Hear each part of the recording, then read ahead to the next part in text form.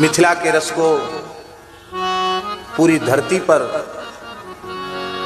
बरसाने वाले पूज्य बक्सर वाले महाराज जी, जिनको श्री जानकी जी ने स्वयं प्रकट होकर अपना भैया कहा था। बहुत ध्यान से सुनो, बक्सर वाले मामा जी के जीवन का एक प्रसंग है। उनके गुरुदेव परम सिद्ध संत भगवत प्राप्त महापुरुष महर्षि श्री खाकी बाबा सरकार।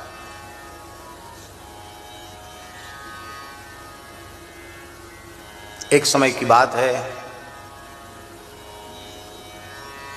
खाकी बाबा सरकार बक्सर में ही विराज रहे थे।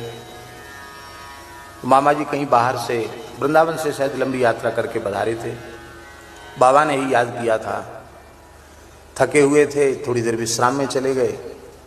बाबा ने याद किया तो जैसे थे वैसे उठे चले आए। मस्तक पर तिलक नहीं था। क्या? मस्तक पर मामा जी के तिलक नहीं था। इतना ही देखकर श्री खाकी बाबा सरकार बहुत रुष्ट हो गए। बिना ऊर्ध्व पुंड्र के, बिना तिलक के तू मेरे सामने कैसे आए? आप हाथ जोड़कर बोले, गुरुदेव गलती हो गई, प्रायश्चित बताओ। कोई प्रायश्चित नहीं, गंगा जी में कूद पड़ो, डूब जाओ गंगा जी में। बक्सर में गंगा जी कितनी अथाह हैं, आपने देखा होगा। हाथ ही डूब जाए ऐसी गंगा जी। गुरुदेव की आज्ञा हुई, गंगा जी में कूद पड़ो, कूद गए गंगा जी। लेकिन आश्चर्य, वो गुरु जी का कोप नहीं था, गुरुदेव की कृपा थी। आप कूदे तो भादों की चढ़ी हुई श्री गंगा जी में आपके घुटने तक ही भीजे, घुटने तक जल। जहां कम से कम 100 फीट गहराई थी, वहां वे घुटने तक जल में खड़े थे।